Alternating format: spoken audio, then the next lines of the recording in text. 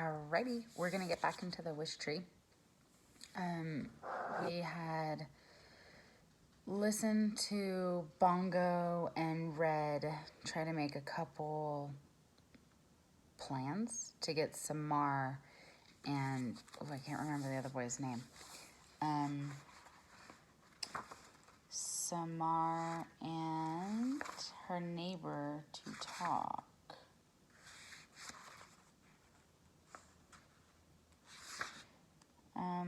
Okay, we'll find out here. Remember, and it hadn't been working, and the last one was the, it was the raccoon, and then they had decided to get Samar's wish down off of the tree, and Red was going to do something else with it. So, chapter 28. The moon bathed us all in cool blue light as we awaited Samar's nightly visit. She came out in her robe and slippers. Sitting on her blanket, she waited patiently as the baby scrambled over to her. Around her neck, she was wearing a berry-bund key that Bongo had given her. Where is my crow friend? Where is my crow friend? She whispered as the ewes somersaulted in front of her. She looked up into my branches, and I was glad I'd instructed Bongo to hide on Stephen's roof. So it's Stephen. Stephen's roof. Right on schedule, Bongo flew to Stephen's bedroom window. She settled on the sill. Samar's fabric scrap dangled in her beak. Carefully, she tapped on Stephen's window. Nothing happened. I told Bongo to be as quiet as possible. We didn't want Samar to see what we were up to. Tap, tap, tap. Louder this time. Still nothing. Stephen apparently was quite a sound sleeper. Bongo looked at me. Her eyes said, "Now what?" She tried again. Tap, tap, tap. Samar started. "What was that?" she asked. Fortunately, Harold distracted her with an attempt to fly onto her arm. It was a more awkward hop than flight, and Samar giggled. Going good, little Harold, I thought. Bongo dropped Samar's wish onto the sill. Tap, tap, tap. Nothing. She paced back and forth in front of the window. Then she froze. Her eyes glinted in the moonlight. Bongo leaned close to the glass and performed her very best fire engine siren. By the time Stephen's window flew open, Bongo was already back on the roof, watching her efforts pay off. Stephen peered out. He rubbed his eyes. He noticed the scrap on his sill. Frowning, he held it up, catching the moonlight in order to read the words written on the fabric. He looked down at the lawn. There was Samar looking up at him, surrounded by an odd collection of baby animals. You rock, said Bongo. Chapter 29. When Stephen eased out the front door, he was wearing red pajamas and a gray sweatshirt. His light brown hair was mussed, his eyes blurry. The flashlight he was carrying sliced through the darkness. The babies turned toward him and froze. Their eyes glowed like little moons. Flash squealed in fear. Stephen clicked off his light, and Flash seemed to calm a bit, although he was definitely hiccuping. Hey, Stephen whispered. Hi, Samar whispered back. Stephen sat down next to Samar. The babies watched with interest. Why do they come to you? Stephen asked. I don't know. It's like magic. No, Samar shook her head. I'm just quiet. They like that. Bongo flew down to Samar's shoulder. Hello, she said to Stephen, mimicking Samar's voice. Wow, he said, that's amazing. Yesterday I heard her imitate a doorbell. Stephen grinned. She gave me this key, Samar said, holding it up. I don't know what it's for. A diary or a jewelry box, maybe? Or the world's smallest door, Stephen joked. For a while, everyone fell silent. Even the baby raccoons were still. At least Stephen held out his hand, revealing Samar's wish.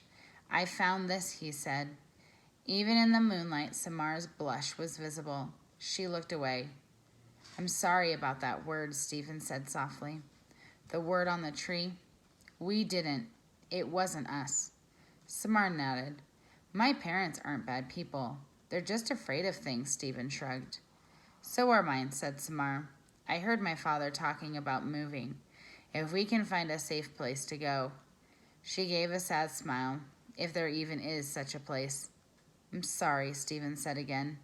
The babies, sensing Stephen could be trusted, began to tussle and romp. Harold and the smallest ewe searched for bugs. Rose Petal and her brother, Hot Buttered Popcorn, played tug-of-war with a long piece of grass. I'll miss them, Samar said. I hope you don't move, Stephen said.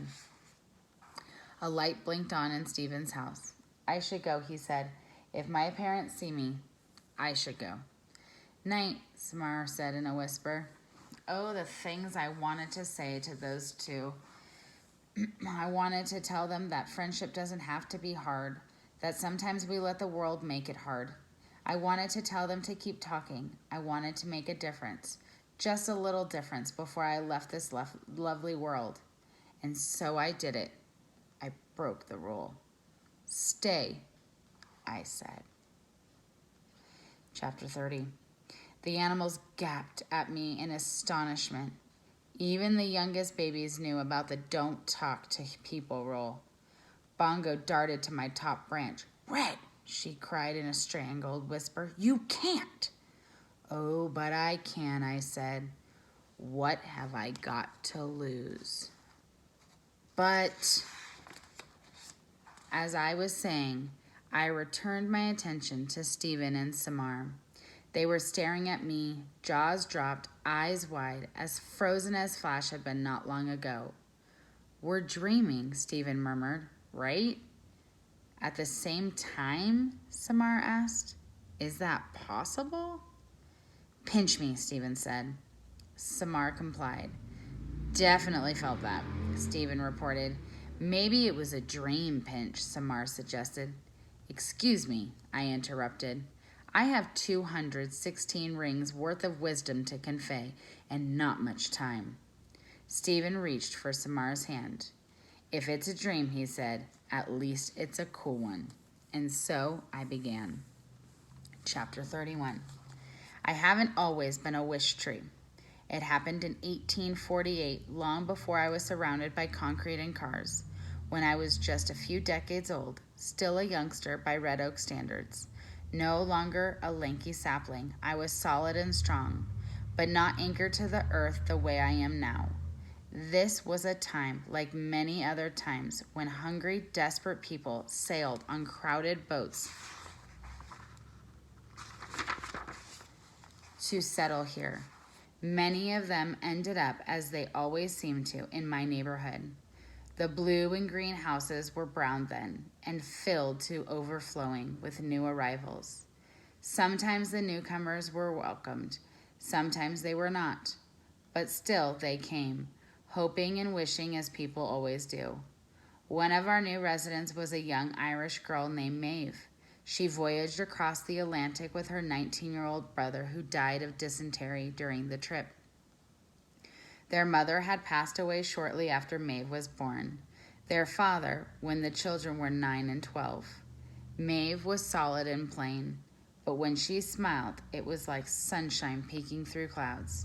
She had a deep laugh, and her hair was as brilliantly red as my finest autumn attire.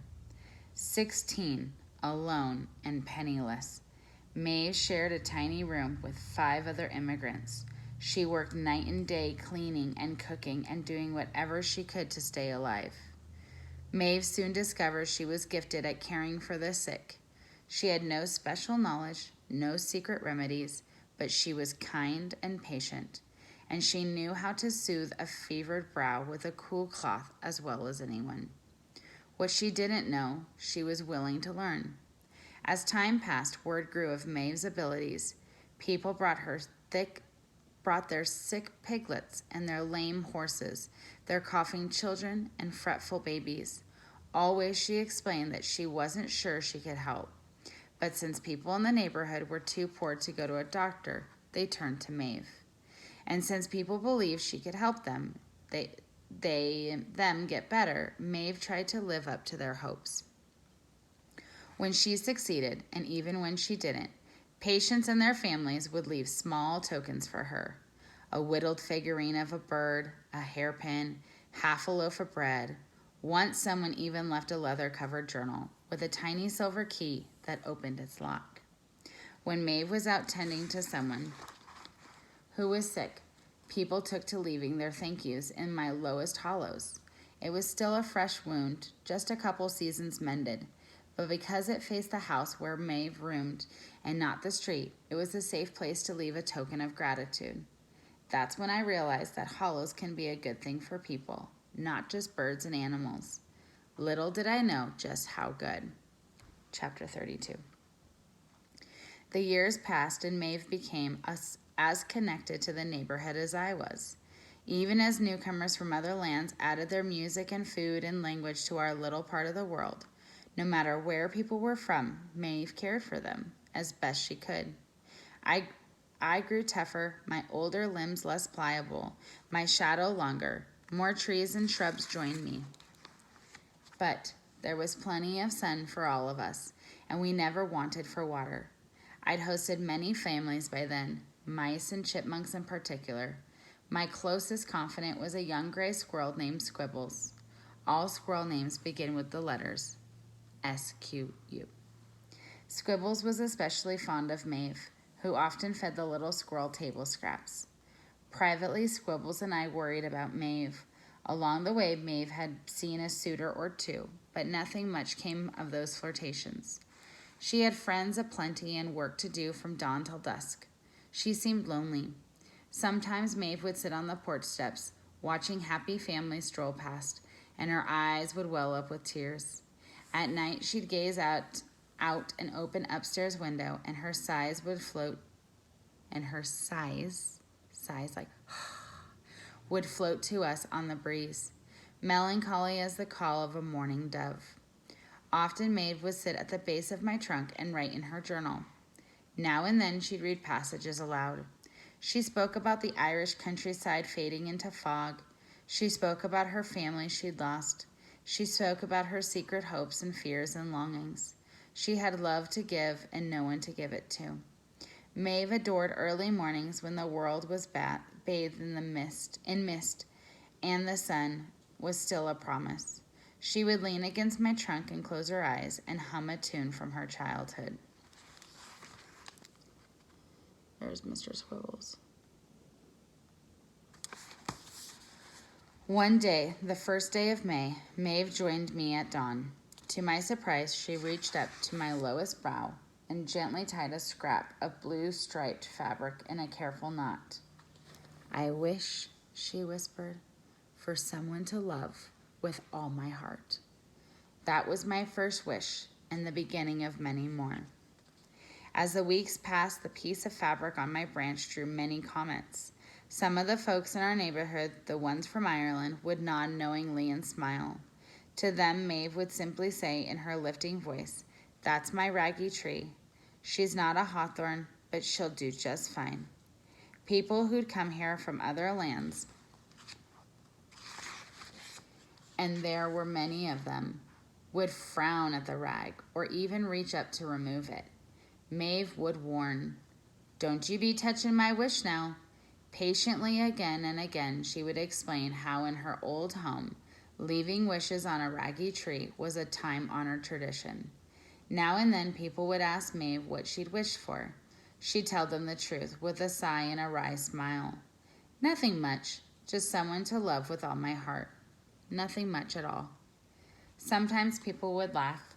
Sometimes they would roll their eyes.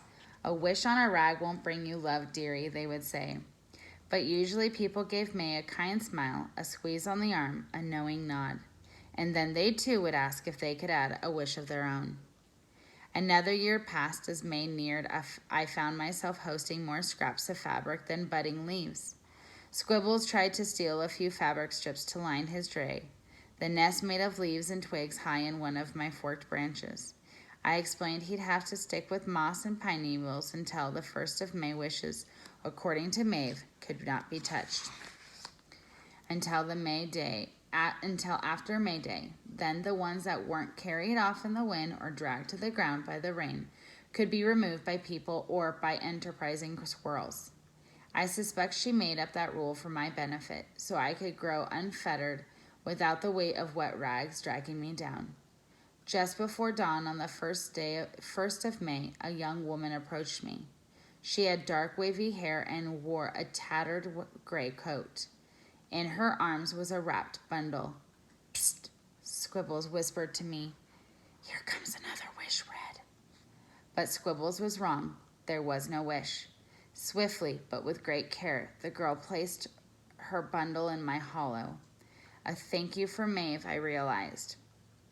A loaf of bread, perhaps.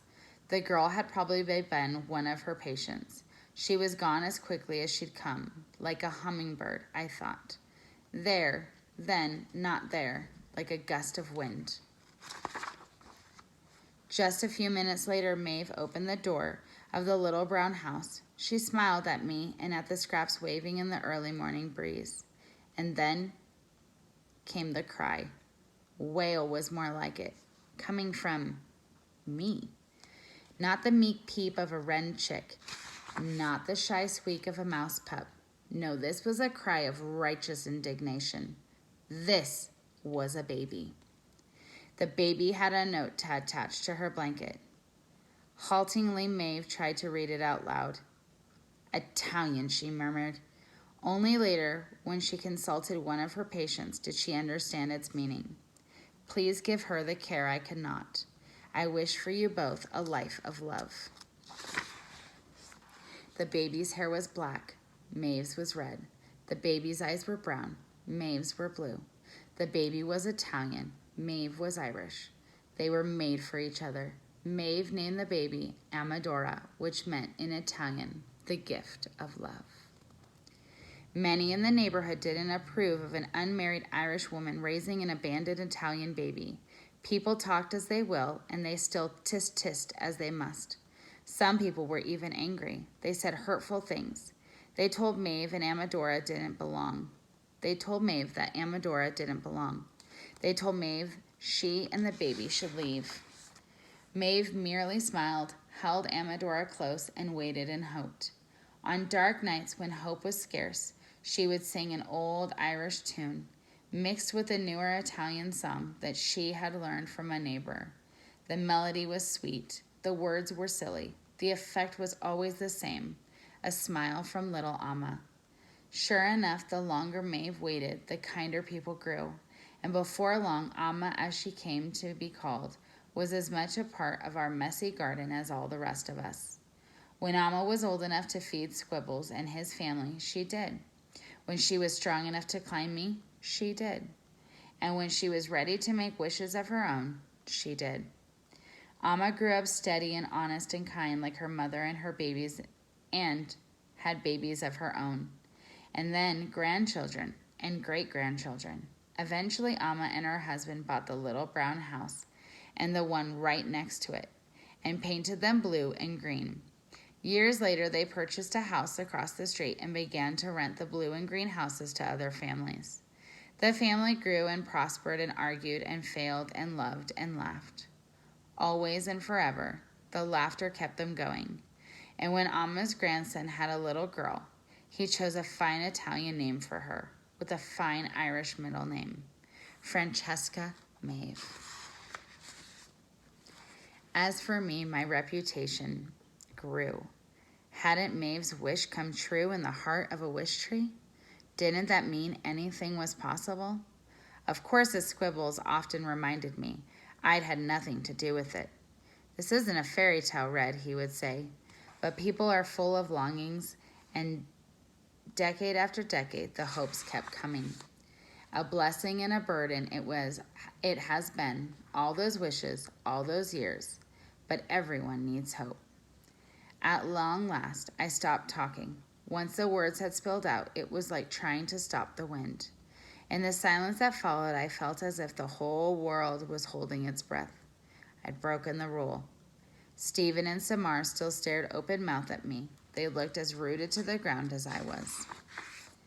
Neither had uttered a sound while I told my story. The front door to Stephen's house opened. "Stephen?" called his father. "What the heck are you doing, young man?"